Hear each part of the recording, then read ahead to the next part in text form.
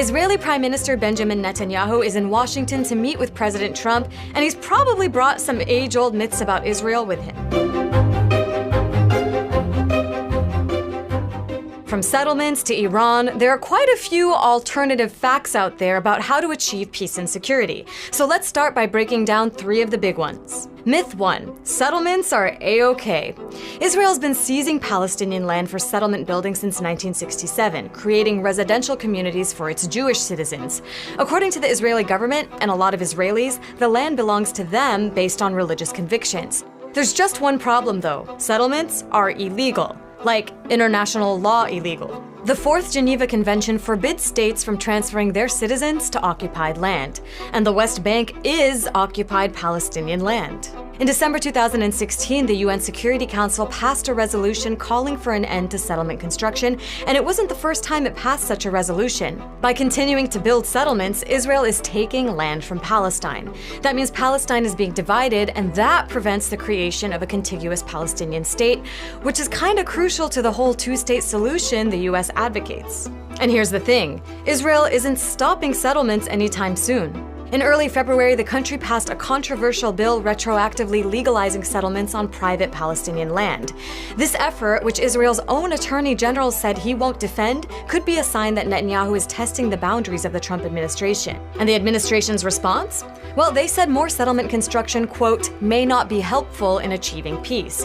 But in that same statement, the administration said they don't believe existing settlements are a barrier to a peaceful solution.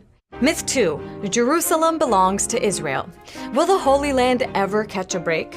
In 1967, Israel annexed East Jerusalem, and in 1980 passed a law declaring Jerusalem to be its complete and undivided capital. That brings us back to the whole occupation problem again. East Jerusalem is occupied Palestinian land, and what Palestinians say will be the capital of their future state. But over the years, in an attempt to cement Jewish control of Jerusalem, Israel has demolished hundreds of Palestinian homes, confiscated land, and built illegal settlements there. Now, the international community does not recognize Israeli sovereignty over Jerusalem, nor does it recognize it as Israel's capital. That's why foreign embassies are located in Tel Aviv, including the American embassy. But in 1995, the US Congress passed a law requiring the US embassy to be moved to Jerusalem unless the president waives it, which is exactly what the past 3 presidents have done. During his campaign, Trump told Netanyahu he would recognize Jerusalem as the capital, and his pick for ambassador to Israel is also on board. The plan to move the embassy has been put on hold for now, but if it happens, it'll put the US at odds with the international community and deal yet another giant blow to any hope of Palestinian sovereignty. Myth 3. Iran is ready to destroy Israel. Israel and the US have both considered Iran's nuclear program a threat for decades. But since the 2015 deal with the US, Iran has begun to dismantle its nuclear program, giving up 98% of nuclear material and dismantling reactors. At this point, it would take Iran more than a year to gather the components to make a nuclear bomb. Despite this, Trump has been outspoken about calling the deal a bad one and promising to repeal it. And even without nuclear capabilities, Netanyahu views Iran as a threat to stability in the region.